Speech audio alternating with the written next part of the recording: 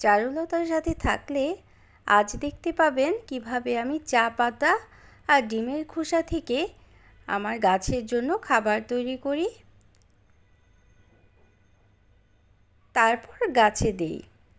গাছের খাবার যেমন প্রয়োজন তেমনি গাছের যত্নও প্রয়োজন।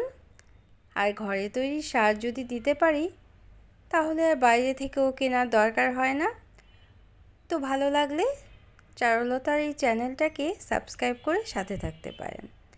তো বাড়ির পাশের একটা চায়ের দোকান ছিল, সেখান থেকে আমি এই চা পাতা সংগ্রহ করে নিয়ে এসেছি। এটা ইউজড চা পাতা। তো এই চা পাতা অনেক সময় চিনি দিয়ে বা দুধ দিয়ে তৈরি করা হয়, এজন্য প্রথমে আমাদের কাজ হবে পানি দিয়ে ধুয়ে নেওয়া। পানি দিয়ে দিলাম, তারপর একটা স্ট্রেনারে দিয়ে পানিগুলো ছেঁকে আমরা চা পাতাগুলো আলাদা করে নেব এবং যে পানিটা বের হবে সে পানিটা কিন্তু আমরা ফেলে দেব না, এই পানিটাও আমরা গাছে দিয়ে দেব।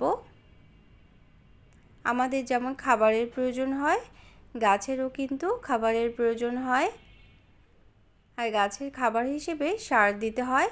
আর এই সার যদি আমরা ঘরেই তৈরি করে নিতে পারি তাহলে কিন্তু আর বাইরে থেকে কেনার প্রয়োজনই হয় না। তো এজন্যই আমি আজকে চা পাতার সার এবং ডিমের খোসা থেকেও কীভাবে সার তৈরি করা হয় সেটাও দেখিয়ে দেব। এই পানিটা আমরা গাছে দিয়ে দেব। তো এভাবে ছাঁকনিতে ছেঁকে নিয়ে আমরা শুকিয়ে নেব। তো শুকানোর জন্য সবচেয়ে ভালো হয় রোদে দিয়ে শুকালে। বড় একটা প্লেটের মধ্যে ছড়িয়ে দিতে হবে অল্প অল্প করে, তারপরে কড়া রোদে কয়েকদিন সময় নিয়ে শুকিয়ে নিতে হবে। আর যদি রোদে শুকানো না যায় তাহলে চুলোর নিচে যদি রেখে দেই আমরা তাহলেও কিন্তু কয়েকদিনে শুকিয়ে যাবে এবং কৌটোতে সংগ্রহ করে আমরা গাছের গোড়ায় দিতে পারবো। তো কিভাবে গাছের গোড়ায় দিতে হবে সেটাও কিন্তু আমি আজকে দেখিয়ে দেব। গাছকে সতেজ করতে, প্রাণবন্ত করতে, সবুজ করতে, গাছের পাতা যেন সবুজ হয় খুব সুন্দর করে, এবং গাছের কিছু খনিজ পদার্থ প্রয়োজন হয় খাবার হিসেবে। আমরা যেমন ভিটামিন খাবার খাই, বিভিন্ন ধরনের খাবার থেকে ভিটামিন পাই, তেমনি গাছেরও এইসব খাবার দিলে ওদেরও ভিটামিনের চাহিদা, খনিজ লবণের চাহিদাটা পূরণ হয়ে যায়। তো আমি আজকে কিন্তু এই সারটা রোদে শুকিয়ে নিয়েই তৈরি করে নিয়েছি, খুব সুন্দর ঝরঝরে হয়ে গিয়েছে, এখন আমরা ব্যবহার করতে পারবো। তো আমি ডিমের খোসাটাও দেখিয়ে দেব। এভাবে ডিমের খোসা এবং চা পাতা, শুকনো চা পাতাটা গাছের গোড়ায় দিয়ে দিতে হবে। গাছের মাটিটা আলগা করে নিতে হবে, তারপর গাছের গোড়ায় দিয়ে দিতে হবে এবং তারপর পানি স্প্রে করে দিতে হবে। তো আমি যে ভিডিওগুলো তৈরি করি গাছের যত্নের জন্য, যদি ভালো লাগে তাহলে একটা লাইক দিয়ে দিতে পারেন ভিডিওতে, প্রয়োজনে কমেন্ট করে নিতে পারেন আর শেয়ার করে নিতে পারেন আপনাদের ফ্রেন্ডস অ্যান্ড ফ্যামিলির সাথে। তো ডিমের খোসাগুলো সংগ্রহ করে রেখেছিলাম, যে ডিম আমরা ঘরে খাই সেই খোসাগুলোই সংগ্রহ করে রেখেছিলাম। প্রথমে এভাবে ভেঙে নিতে হবে।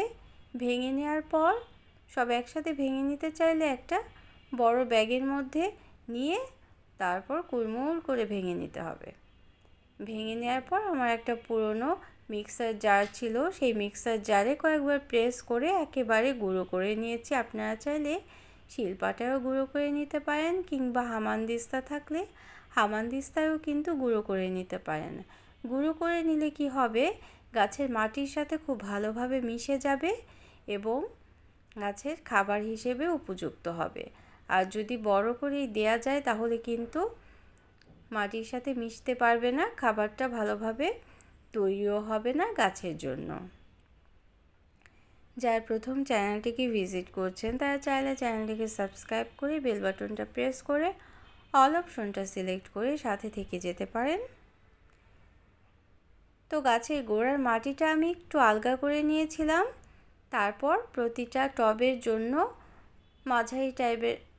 মাঝারি ধরনের যে টব আছে গাছের, সেই গাছের জন্য আমি 1 চা চামচ করে দিয়ে দিয়েছি 1 চা চামচ চায়ের পাতা, শুকনো চা পাতা এবং 1 চা চামচ ডিমের খোসার গুঁড়ো। তো মাসে একবার দিলেই কিন্তু হবে। তারপর আমরা গাছের মাটির সাথে আবারও মিশিয়ে দিয়েছিলাম এবং স্প্রে করে পানি দিয়ে দিয়েছিলাম। কেমন লাগলো আমার আজকের ভিডিওটা অবশ্যই কমেন্ট করে জানাবেন। এরকম আরও কিছু ইনফরমেটিভ ভিডিও দেখার জন্য চ্যানেলের সাথে থাকতে পারেন। যারা সাথে আছেন তাদের জন্য ধন্যবাদ রইল।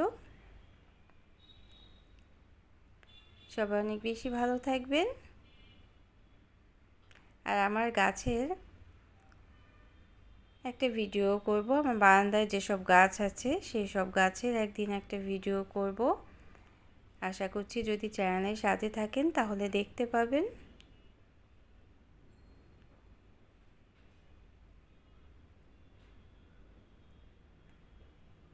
পানি কিন্তু সাথে সাথেই দেওয়া যাবে না, মাটির সাথে প্রথমে মিশিয়ে দিতে হবে এই চা পাতাটা, শুকনো চা পাতাটা এবং ডিমের খোসার গুঁড়ো।